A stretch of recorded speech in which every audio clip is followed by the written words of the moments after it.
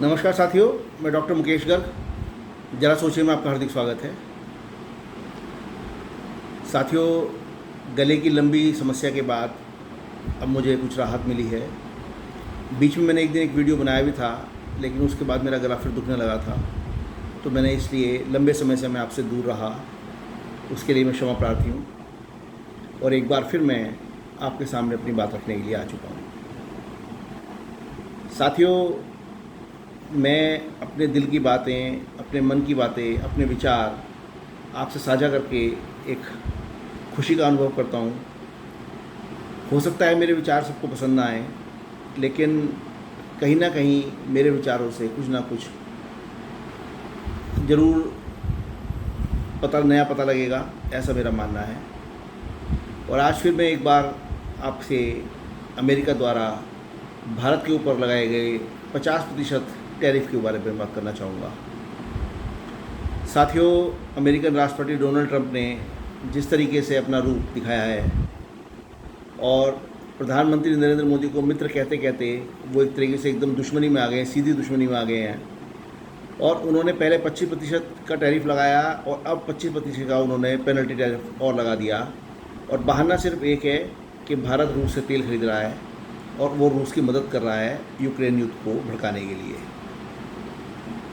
साथियों, मेरा इस विषय में ये कहना है कि अमेरिकन राष्ट्रपति डोनाल्ड ट्रंप का ये दोहरा रवैया बेहद ख़तरनाक और बेहद साजिशपूर्ण है, क्योंकि भारत जितनी क्वांटिटी वहाँ से तेल की खरीद रहा है, चाइना उससे बहुत ज़्यादा खरीद रहा है।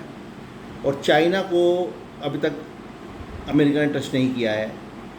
शायद ऐसा करके वो एक बार फिर भारत को नीचे दिखाना चाहता है।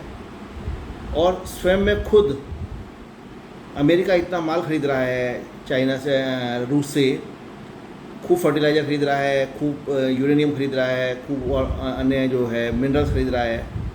क्यों खरीद रहा है? यदि रूस से खरीदे जाने वाले सामान के बदले में जो पैसे दिए जा रहे हैं उससे युद्ध एस्केलेट हो रहा है, तो फिर अकेला भारत दोषी कैसे है? चाइना और अमेरिका दोषी क्यों नहीं है?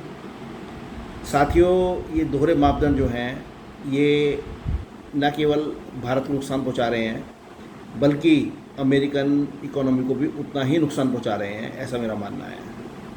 क्योंकि जो टैरिफ भारतीय प्रोडक्ट्स के ऊपर अमेरिका के अंदर लगाया जा रहा है, जिसकी वजह से भारत का निर्यात कम होगा, लेकिन जो भारत के अमेरिका के अंदर आयात हो रहा है और सभी देशों पर टैरिफ बढ़ाए गए हैं, उससे जो आइटमें, जो वस्तुएँ सपोज़ $11 की मिलती थी, अब वो $12-13 की हो चुकी हैं।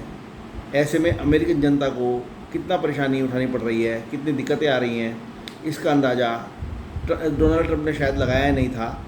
और उसको ये लगने लगा है कि अमेरिकन जनता तो वो मान लेगी जो डोनाल्ड ट्रंप चाहेंगे, लेकिन ऐसा नहीं है।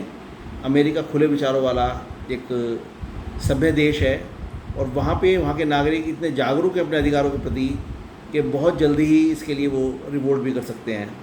और उस समय ट्रंप को एक भारी दिक्कत हो जाएगी, क्योंकि अपने इंटरनल कंडीशंस के अंदर काम करना वो एक बेहद ज़रूरी होता है। और फॉरेन में अपनी दादागिरी जमाने के लिए अमेरिका लगातार इस तरह की हरकतें कर रहा है।